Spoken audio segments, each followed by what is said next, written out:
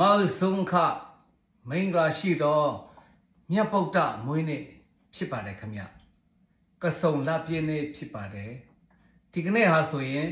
မြတ်ဗုဒ္ဓရဲ့မွေးနေ့လည်းဖြစ်တယ်မြတ်ဗုဒ္ဓရဲ့ဘုရားဖြစ်တဲ့နေ့လည်းဖြစ်ပါတယ်ခင်ဗျပြီးတော့မြတ်ဗုဒ္ဓရဲ့ break နိဗ္ဗာန်ဆန်တဲ့နေ့လည်းဖြစ်ပါတယ်ခင်ဗျမြတ်ဗုဒ္ဓအကြောင်းနဲ့ပတ်သက်ပြီးတော့ကျွန်တော်တဦးတယောက်တည်းရဲ့အမြင်ယုံကြည်ချက်ခံယူချက်ကိုမျှဝေတော့မှာဖြစ်ပါတယ်မြတ်ဗုဒ္ဓဆိုတာဘာတူလဲမြတ်ဗုဒ္ဓဆိုတာလူသားတွေကလူသားတယောက်ဖြစ်ပါတယ်ခင်ဗျဒါပေမဲ့တာမန်လူသားမဟုတ်ဘူး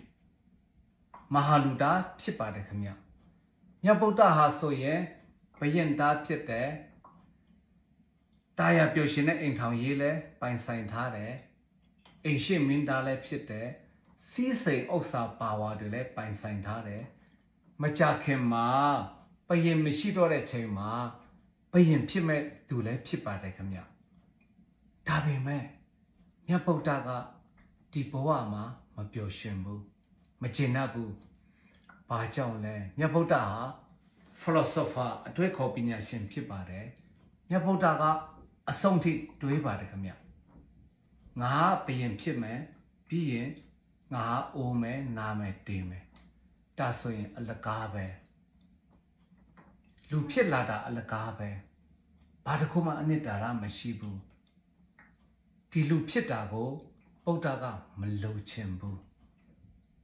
အဲ့ဒါကြောင့်မြတ်ဗုဒ္ဓကဒီတာယာပျော်ရွှင်တဲ့အိမ်ထောင်ရေးအိမ်ရှိမင်းသားယာထုဒီစီးစိမ်ဥစ္စာကုံပကာဒနာတွေကိုထားခဲ့ပြီးတော့တောထွက်ပါတယ်ခင်ဗျ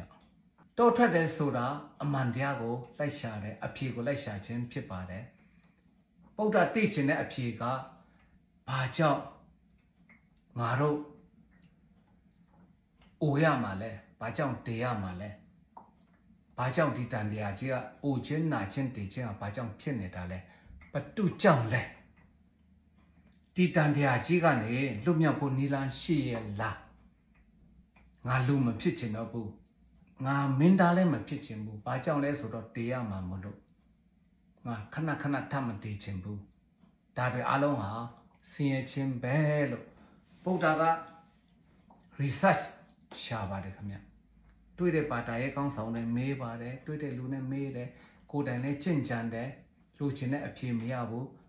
အပြန့်ထန်နဲ့ကြင်ကြံပါတယ်ခင်ဗျ extreme ဒါပေမဲ့လူချင်းနဲ့အဖြေမရဘူးလူချင်းနဲ့အမှန်တရားမရဘူးနောက်ဆုံးမှာဗုဒ္ဓဟာအလယ်လတ်လန်းစင်မယုံမလွန်ကြင်ကြံတဲ့ချိန်ကြမှာမှန်ကန်တဲ့အဖြေကိုရပါတယ်ဘာတွေလဲဆိုတော့အကြောင်းကြောင့်အကျိုးအရာရာတိုင်းဒီဘတုကြောင့်မှမဟုတ်ဘူးနတ်ကြောင့်လည်းမဟုတ်ဘူးနတ်ဆိုးကြောင့်လည်းမဟုတ်နတ်ကောင်းကြောင့်လည်းမဟုတ်ဘူးအရာရာတိုင်းဒီတင့်ကြောင့်တာလည်းဖြစ်တယ်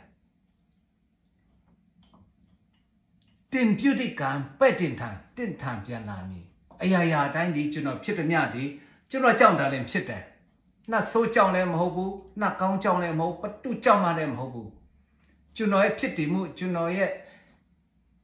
ပျော်ရွှင်မှုကျွန်တော်ရဲ့စိတ်ဆင်းရဲမှုကျွန်တော်ရဲ့အိုခြင်းနာခြင်းတေခြင်းမှန်တယ်မြတ်ဒီကျွန်တော်ကြောင့်တာလည်းဖြစ်တယ်ကိုပြုတ်တိကံပဲ့တင်ထန်ကိုထံပြန်လာမည် the law of responsibility တဲ့မှာဒါလည်းတာဝန်ရှိတယ်လို့ဗုဒ္ဓကပြက်ပြက်တာတာရှာဖွေတွေ့ရှိသွားပါတယ်ခင်ဗျအဲ့ဒါဟာဘာလဲဆိုတော့တစ္ဆာတရား၄ပါးဖြစ်ပါတယ်ခင်ဗျဒုက္ခတစ္ဆာဓမ္မတရားတစ္ဆာနိရောဓတစ္ဆာမက္ခတစ္ဆာဒုက္ခဖြစ်စေတာဘာကြောင့်လဲဒုက္ခဖြစ်စေတဲ့အကြောင်းကြောင့်ဒုက္ခဖြစ်နေတာအကြောင်းကြောင့်အကျိုးဘတုကြောင့်မှမဟုတ်ဘူးနှဆိုးကြောင့်မဟုတ်ဘူးဒါဆိုရင်ဒုက္ခကနေလွတ်မြောက်ဖို့နိဗ္ဗာန်နိရောဓတစ္ဆာဆိုတာရှိတယ်ဒါဆိုဘယ်လိုလောက်ရမှာလဲမက္ခတစ္ဆာဒီနီလန်တိုင်းလျှောက်ရင်ဒီဒုက္ခဆင်းရဲကနေလွတ်မြောက်လိမ့်မယ်လို့ပုဂ္ဂတာကပြက်ပြက်တတာရှာဖွေတွေ့ရှိခဲ့တယ်ကိုယ်တိုင်လည်းလျှောက်လန်းခဲ့တယ်ကိုယ်တိုင်လည်းဒီတန်တရားကြီးကနေအစ်စ် ထွက်သွားနိုင်ခဲ့တယ်အဲ့ဒါကိုနိဗ္ဗာန်လို့ခေါ်တယ်နိဗ္ဗာန်ဆိုတာဟိုးကောင်းကင်ဘုံမှာရှိပြီးတော့အိုချင်းမနာချင်းပျော်ရွှင်နေတဲ့နေရာမဟုတ်ပါနိဗ္ဗာန်ဆိုတာဒီတန်တရားကြီးကနဲ့အပြည့်ပိုင်းထွက်ခွာသွားခြင်းဖြစ်ပါတယ်ဣစစ်မရှိတော့ဘူးထွက်သွားပြီ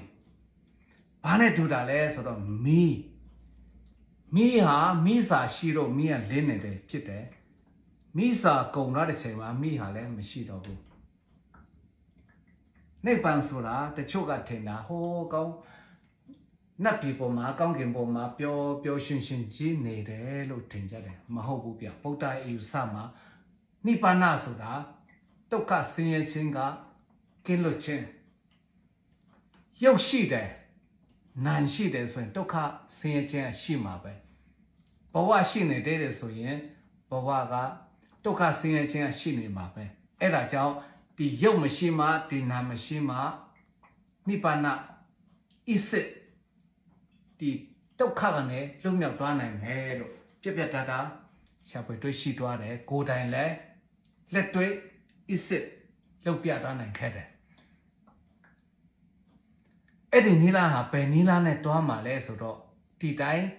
အလူတန်းလှုပ်ရုံနဲ့မရဘူးဗျဒီတိုင်းဒီလာတွေကျင့်ရုံနဲ့မရဘူးဗျ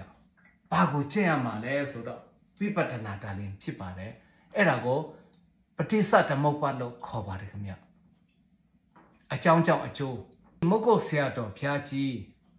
ပြထားတဲ့ဆက်ဝိုင်းလိုမျိုးအချုပ်ဆိုရမယ်ဆိုရင်အကြောင်းကြောင့်အကျိုးဒါကြောင့်ဒါဖြစ်တာဒါကြောင့်ဒါဖြစ်တာဒါကြောင့်ဒါဖြစ်တာဆိုတာတရားစခန်းဝင်ဖူးတဲ့လူမှနားလည်မှာဖြစ်ပါတယ်ခင်ဗျဘာပဲဖြစ်ဖြစ်ကျွန်တော်မျှဝေမှာပါပဋိစ္စဓမ္မုပ္ပါဆိုတာပါလဲအဝိဇ္ဇာပစ္စယတင်္ခါရပစ္စယဝိညာဏဝိညာဏပစ္စယနာမရူပ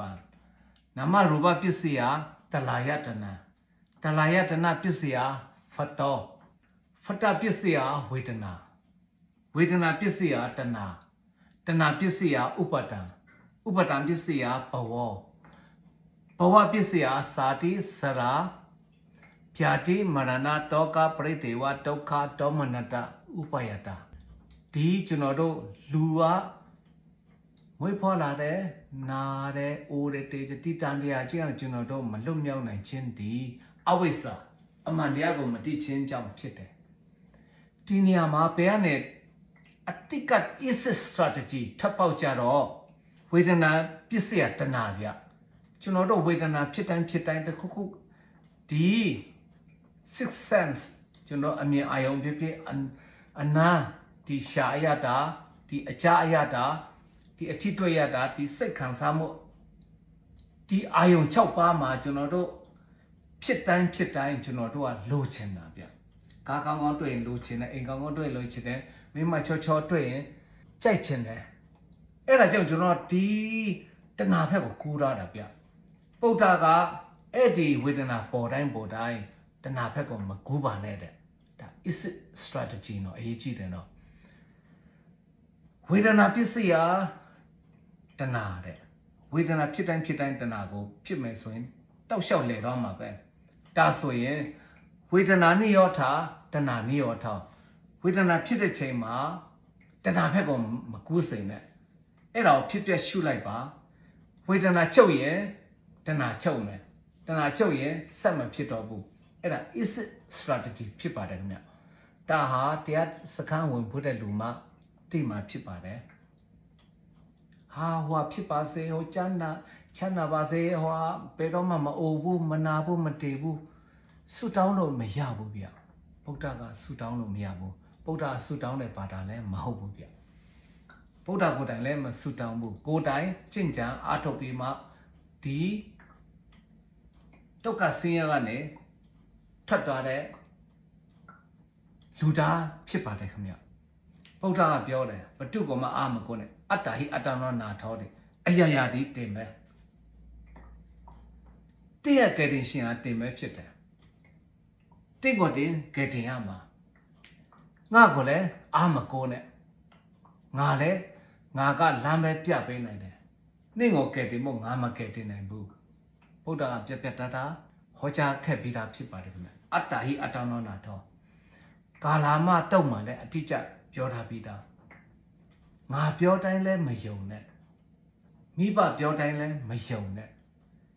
ဟိုးဆရာတော်တွေပြောတိုင်းလည်းမယုံနဲ့အရာရာဒီတဲ့တင်ကိုယ်တိုင်လက်တွေ့ကြင့်ကြံပြီးမှဟုတ်လားမှန်လားကိုကိုတိုင် blacklist လောက်ပါဟုတ်မှယုံပါလို့ပြက်ပြက်တတ်တာမိတ်ဆိုထားခဲ့တဲ့ဗုဒ္ဓဖြစ်ပါတယ်ခင်ဗျဒီရဲ့မြတ်ဝေချက်ဟာဆိုရင်ကျွန်တော်တဦးတယောက်တည်းရဲ့ယုံကြည်ချက်အမြင်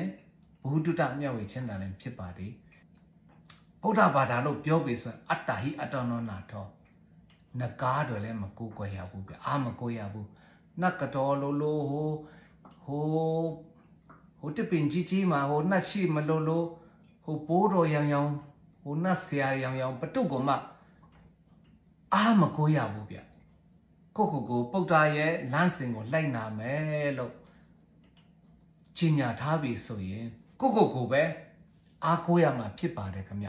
အတ္တဟိအတ္တနောနာထောတာလည်းဖြစ်ပါတယ်ခင်ဗျမန်ဆုံခကျွန်တော်တိုက်ရမင်းရစိတ်ဖြစ်ပါတယ်မင်္ဂလာရှိတော့ပုဒ္ဒါမွေးနေ့မှာအားလုံးစိတ်ချမ်းသာခြင်းကိုယ်ချမ်းသာခြင်းနဲ့ပြည့်စုံကြပါစေမန်ဆုံခကျွန်တော်တိုက်ရမင်းရစိတ်ဖြစ်ပါတယ်အမေရိကန်ရောက်ရှင်လည်းဖြစ်ပါတယ်ခင်ဗျအားလုံးစိတ်ချမ်းသာခြင်းကိုယ်ချမ်းသာခြင်းနဲ့ပြည့်စုံကြပါစေဗျာ